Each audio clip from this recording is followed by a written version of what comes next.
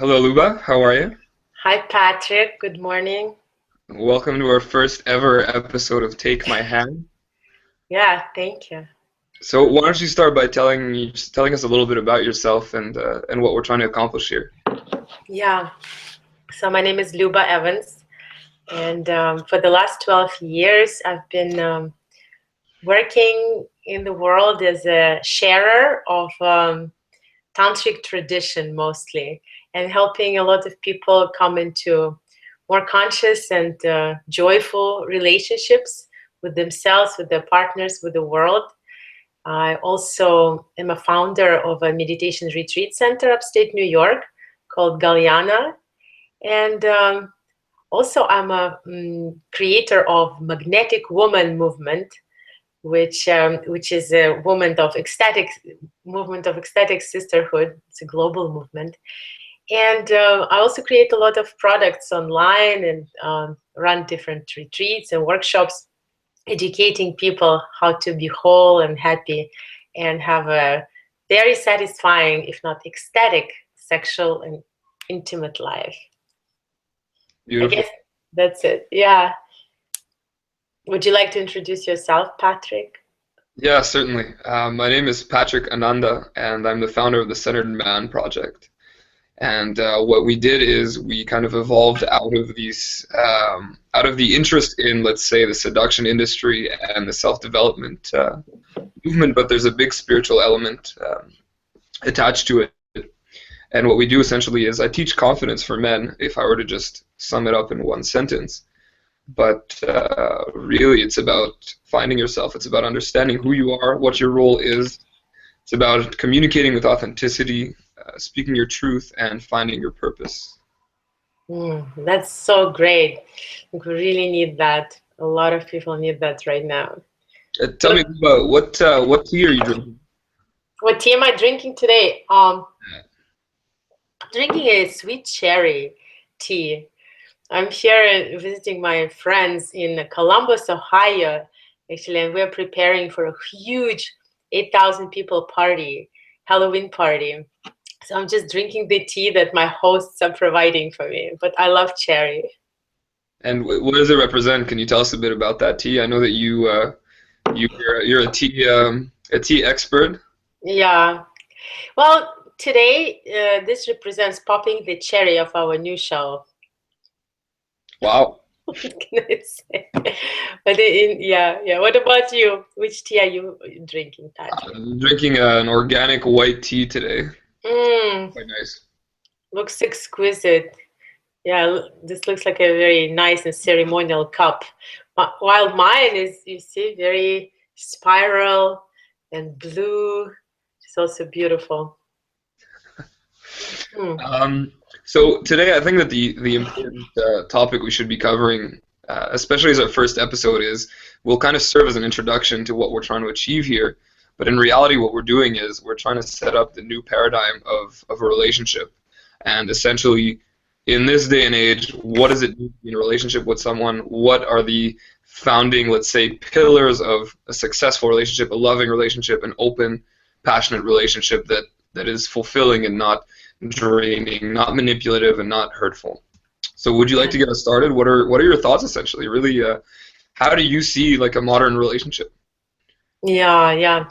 I think relationships is the most burning topic right now, as we are moving into the next stage of evolution as conscious beings, because people are coming into more and more freedom in terms of expressing themselves, sexually expressing themselves. So some people become gender fluid. Some people come up with the understanding of their deep, profound sexual desires and preferences, which also might change.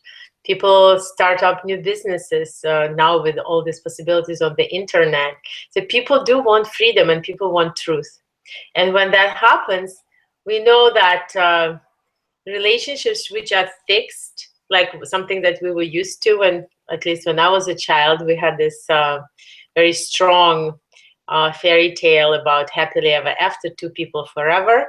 And what we've seen, of course, in the last decades is that very rarely this paradigm is working for people, and we can blame everything, or we can say, well, maybe the paradigm itself can be looked at in a more creative way, because the times are changing, things are changing all the time, so very fast. So what happens is one partner might be changing very fast into a completely different direction than another. And so what we need, I feel, is we need a framework for the new type of relationship, so that we did not feel like a failure that we haven't spent 40, 50 years with the same person, and to have an acceptable and joyful working framework for what is possible. This is something that I would like to shed some light on in terms after years of experience working with people and couples. It's funny because I'm listening to the way that you're speaking, and you have a very feminine essence to you, and you've been turning around the rim of the topic of what you really want to say, but you've never actually said the word, and the word itself is love, right? Wow. And I think that we're at a stage in which we've missed the mark, we've misdefined the word itself, so that it's entirely devoid of any meaning. And I'm thinking of this quote by Osho, where he says, "When you love a flower, don't pick it up, because then it's going to die and it's going to cease to be what you love. Instead, love is about appreciation, right, not possession." And it's very interesting to see, because you see this on both ends of the spectrum. I'm assuming you must have come across it with your work. I work mostly with men, almost exclusively, actually. And I've seen it. I have to, most of the time, just rewire their definition of love, because it's this possessive kind of self-serving concept of me, me, me. What can you do for me? How can you make me feel good about myself? And I think that the moment we take a step back and we start to realize that love is this concept that you can't just grab and throw into a box. It's much more than that.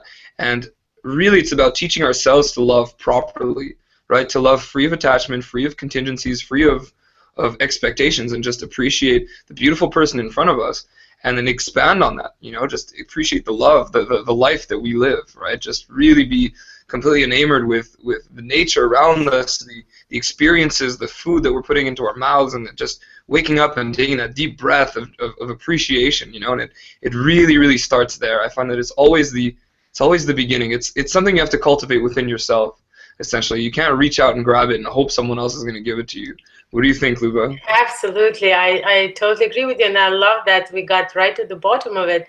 It is exactly about our different way of understanding what love is. And what I usually say to my students is, I love cake, and when we say I love you, does it mean I love eating you? And when we use the word love in that sense, it's called objectification. So instead of loving who you are and being happy when you're happy, often when we say I love you, we mean I love eating you, just like I love cake. I love you because I need you. I love you because I want your energy. So that is not love.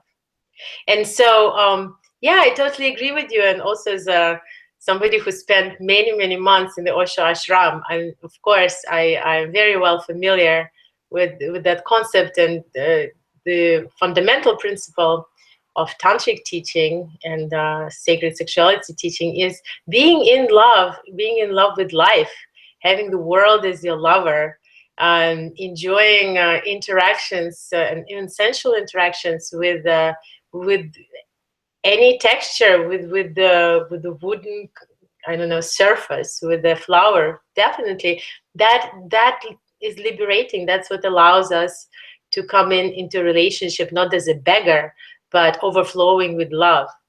And that is definitely the way of the future, respecting another person's individuality and their choices, as opposed to just forcing someone into this one type of a contract, that you will be here for me for everything that I need for the rest of my life, forever.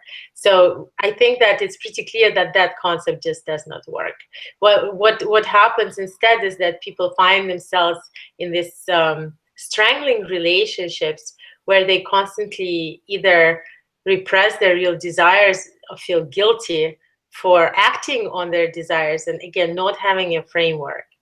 At the same time, I also want to say that love is appreciation. Yes, it's beautiful. It's a beautiful concept. There is even this whole new idea that I just heard from my adopted spiritual child from Naropa University in Colorado.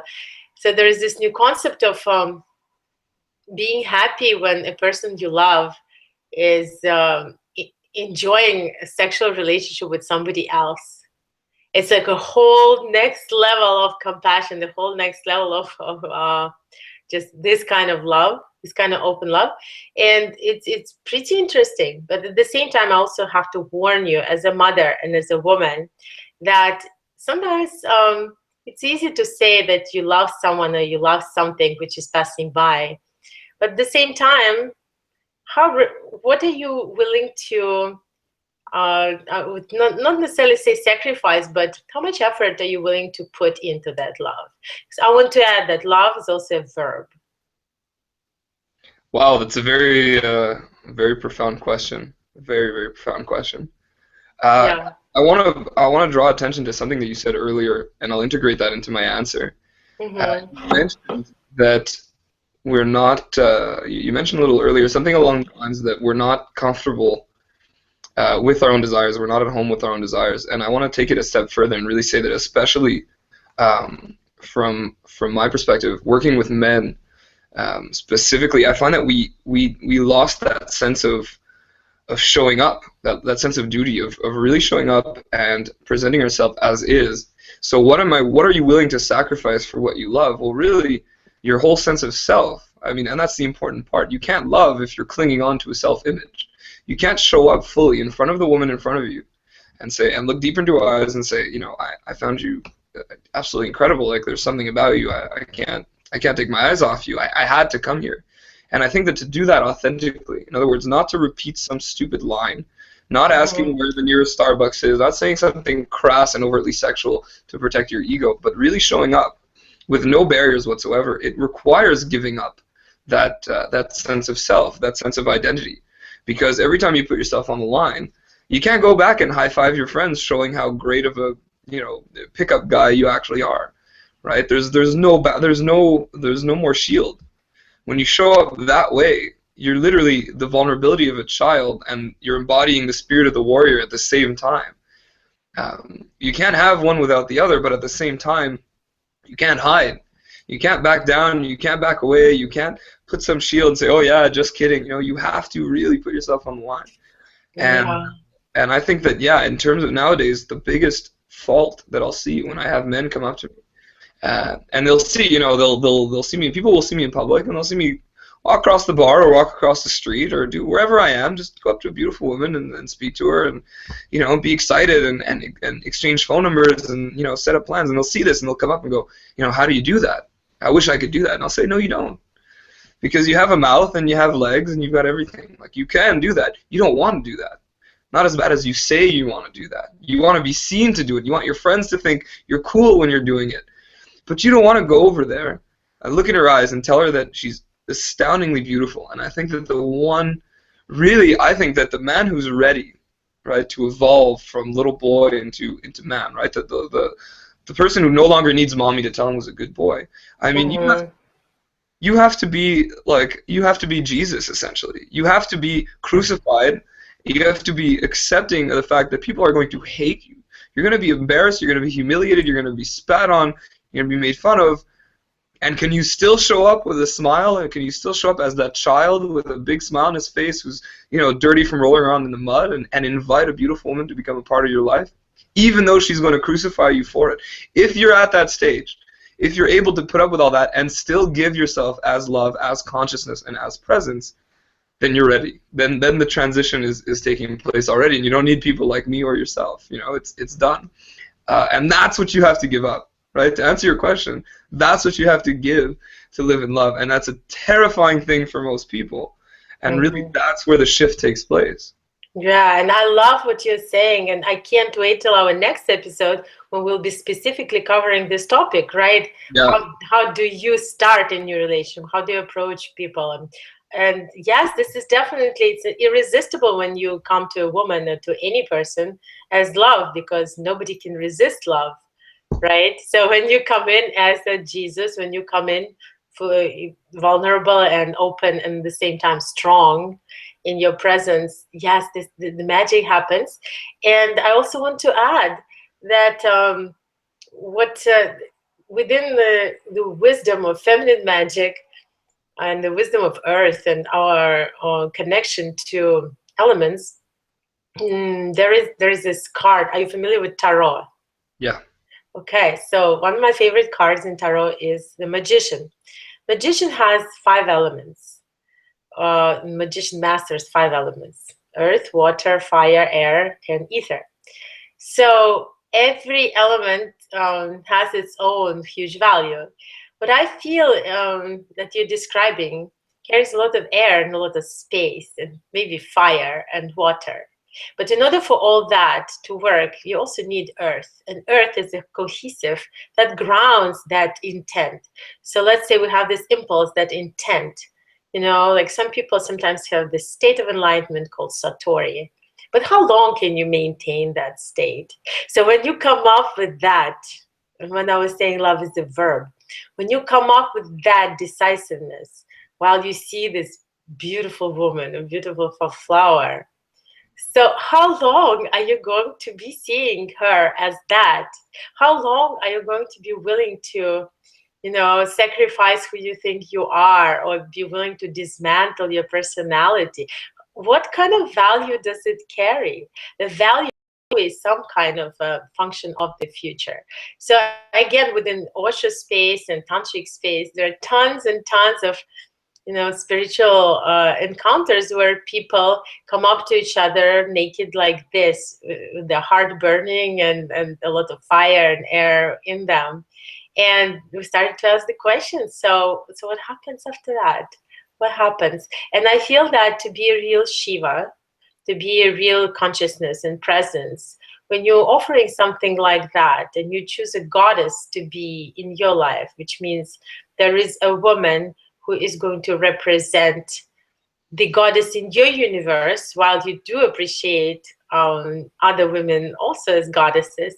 But the question is, are you able to be the rock for at least one woman and go deep at least into one and see what's happening with her, and to see if you can go through the fluctuations of within a relationship instead of changing those mirrors like gloves, And that's another question. It's a very important question. So that's what I say by love means also being a verb, you know. So that's my contribution to this. I feel it's very important, especially for women, darling. Women carry the child in the womb. Some of them, and it's often, especially right now, the way our world is going, it's so important for boys to have really good role models, to have masculine role models, to have some guys, some old dudes hanging around, sticking around, So when a boy is growing up and, there are tons of beautiful young men passing by their mom telling her what a beautiful flower she is and disappearing, that might not be a good way to raise our next generation. So that's why I want to put that on the line, that question. It's an interesting. It's very interesting that you bring that up. Actually, I find that really, if you understand what you're looking at, right? If you start to see the world um, in a deeper way than what is surface, you realize that first of all, the masculine is always invariably attracted to the feminine. They just don't recognize it, right? So, by definition, feminine energy is the chaos. It's the flow. It's the change. It's transience in itself. And most men will always be interacting with the feminine at some point in their lives, and it explains the masculine obsession with sports, for example. Really? I didn't Absolutely. know that. Yeah, Absolutely. tell me about it. Well, it's first of all, the masculine grows through challenge, and so that's one of the main appeals of participating in a sport in itself. But you'll see the men who actively identify with the sports team, right, who are shouting at the television and so on. It's the titillating flow of emotions of, let's say, football, for example, the ball going back and forth, and is it going to go in the net? Is it not going to go? Like, what happens next, right? And the men are the witness of this, and they're being kind of pulled in and pulled out, and it's this titillating experience. That is the way that they're dipping their toes in the feminine. They're just not aware of it. Right? Alcohol is the same thing, where they're able to kind of let go and dance in life, essentially. It's another way for them to really experience the feminine, but they're just not aware of it. And so the men who want to who relax around sports, to me, and the men like me who relax around incredible women, right? And to me, like, it's therapeutic to go and I have my best friends are all women, and they're incredible beings. And just, for me, a relaxing evening is going out and having dinner with them and just sitting and just being around them and letting them talk. And it's so no matter how bad a day or exhausting a day I might have had, to just see a beautiful woman walk by, and just me, like the energy that I feel, the desire, I can feel it in the pit of my stomach. And even if I don't even act on it, it's enough to just jolt me back to life, and that's the life force of the feminine. Oh my God, you're so lucky. I wish I could say the same thing about myself, although I am training myself that way. I think it's wonderful. And in fact, I started training myself after reading your article about that pit in the stomach. Oh, really? Yes, that's exactly what I thought. Oh my God, guys have it. They are so lucky. And feminine energy is really beautiful and enriching. And so I'm starting to feel it, now as I pass gas stations and I see guys who put like gas into my car, I start really perceiving them as this sacred masculine desire that's looking at me, and appreciating that and letting myself get excited as well. And that's a new practice that I'm teaching women, based on your article, Patrick. Well, I'm glad I can help. I know. But anyway, also there is something else I want to say. That's fantastic, but also we do have both men and women have masculine and feminine inside. And without a doubt. Yeah, it's not a gender thing, it's an energy thing. Everyone has both, and you're either leaning into your masculine or leaning into your feminine. It's not good or bad, it's the way your life is in this moment, and that's fine. Honor it. Yeah, and so if you develop your own feminine, then you can be therapeutic to yourself. Can you imagine? So just go out there and spend a day with your exciting feminine part. Well, have you ever done that? It's being whole. It's absolutely just being whole, and I think that, you know what, it's funny actually, yes, because I started one of the things that I do when I'll coach men is we'll go through a dynamic meditation that you turned my attention to it a couple month ago actually. Yeah. And I started integrating it because it's so powerful, and it's just I noticed that as men, especially women too, I'll see this in women all the time, and it's funny actually. I had a girlfriend who called me, and she met up with her ex-boyfriend, and she was all pent up, and I said, "Did you cry when you broke up?" And she said, "Yeah, I did." I said, no, but did you cry? Like, did you really cry, or did you shed a couple tears, tell yourself, you shouldn't be feeling this way, and then go back to studying or find another way to distract yourself? So really, part of being whole is both, especially for people who are in a masculine phase of their life, right? The masculine is the search for purpose. It's freedom through a mission, through a goal. People who are in that phase of life, they need to dip their toes in the chaos. They need to spend time. When I say letting loose, I mean really just flowing, creating, doing something artistic, something beautiful, and releasing those energies. And I will get men that I'm coaching, and I'll notice all this energy stuck up inside them, and they're just kind of tense, and and I'll get them to just shake it off and scream at me at the top of their lungs with no thought, right? No planning, no structure, just complete flow. Be the ocean. And women. And people who are in the more feminine stage of their lives, where there's the flow of love, where the priority is the flow of love, they do need to take some time and dip their toes into the masculine, that sense of presence, that sense of grounding, and just observe themselves, observe their emotions, and just be the present witness, at least for a little period of time, just to create that wholeness, to have that full experience. If not, you are lacking and you're not whole. Yeah, absolutely. And when I go and give lectures and teach people, there is a lot of interest now towards inner marriage. This is something that gives us a lot of freedom, and this is very beautiful. I love that you're incorporating dynamic meditation and shaking into your practice. It's wonderful. And so I just wanted to say, kind of like to summarize, and I love like all the points that we touched upon. I think they're all very important and very exciting. Now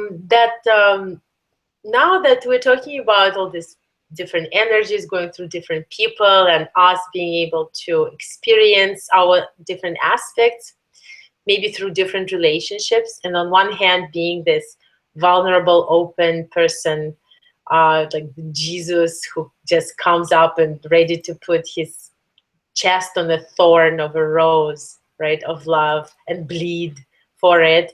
And at the same time, what I mentioned also, using love as a verb, and grounding that offer, grounding that excitement. What I want to suggest is to think of a relationship or relationships as a way of holding space for each other and agreeing on the kind of space that we're going to be holding for each other and for how long. And what I mean is that now we can, instead of saying, okay, I love you, will you marry me forever? And let's say that also happens, and that's beautiful. And a lot of my friends are happily getting married on Facebook. I see their faces and their dresses, they look awesome. But at the same time, so maybe there are tons of young people who feel that they are absolutely not ready for anything of this sort, men and women. And they often feel like failures in front of their ideal self or in front of their families. And so what I would like to strongly ground and suggest is that you can propose a relationship to a person just by saying, I would like to be holding this specific space for you for this long. For example, here I am, I would like you to be my lover.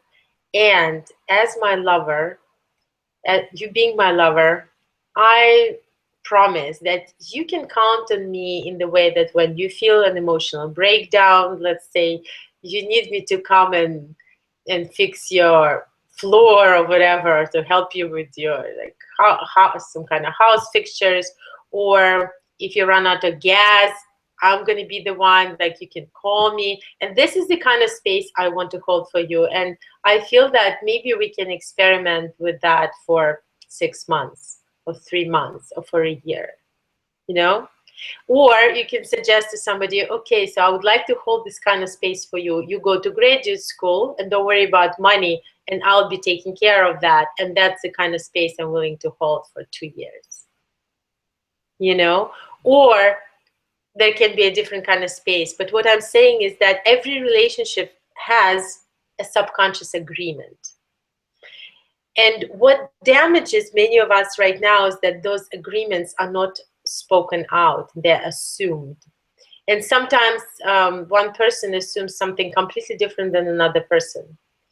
And it feels like at this point we're conscious enough, and we're better prepared with all the workshops available and courses to understand the real desire of what it is that we want, or at least we're on that path.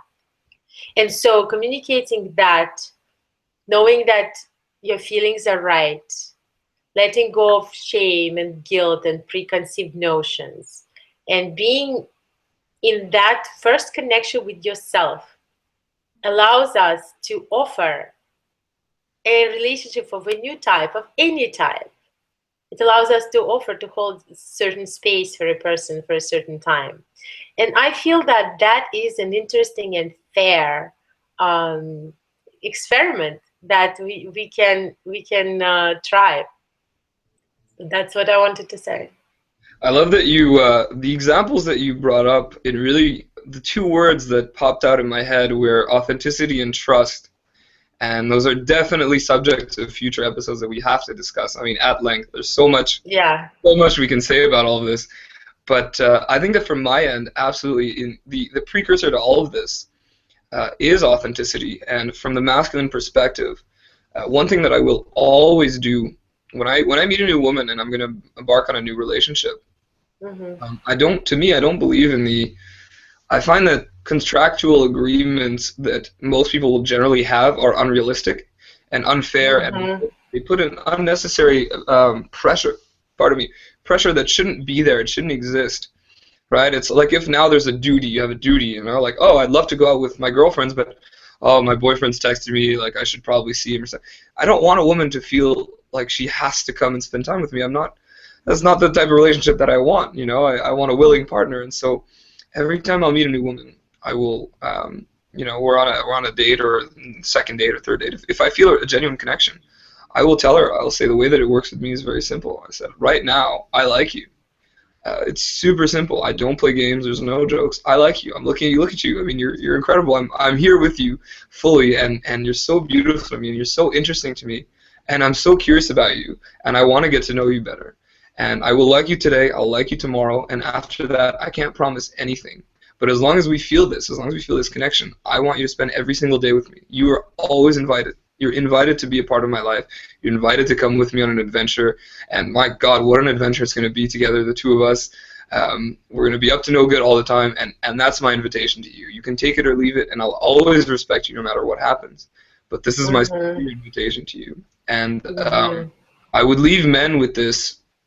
I would say really the beginning. If you're not even at that stage where you can speak your mind that clearly and lay out exactly what it is that you expect and exactly what it is that you want, I would start as a practical tip. I would make it a practice to open yourself fully. Always. Notice your body. Notice if you're clenched up, if your hands are in front, if you're defensive or protective. Breathe in, and especially when you're nervous, and that includes the next time you see a beautiful woman and you start to feel that joy in the pit of your stomach, that energy that's shooting upwards, before your Mm-hmm. mind has a chance to tell you why you're not good enough, why she's busy, or why she probably has a boyfriend or whatever. Don't tap into here. Stay here and breathe into it. That's my practical advice. Stay open, breathe into it, and feel it. Be fully aware and be aware of how that feels. Stay with that feeling. Allow women to have that power over you. And that's what I'll say. That's how you discover your authenticity, is by being vulnerable. Give them that power over you and see if you've actually been diminished or not. Yeah, that is fabulous. It's very attractive as well, because when you basically what you just said is that you're committing to authenticity of your feeling. So what it does for a woman, on one hand, she feels seen, she feels admired in this moment. At the same time, she feels challenged because she doesn't feel like, okay, it's a done deal and now she can relax, right? So there is still dopamine going, the hunter's instinct.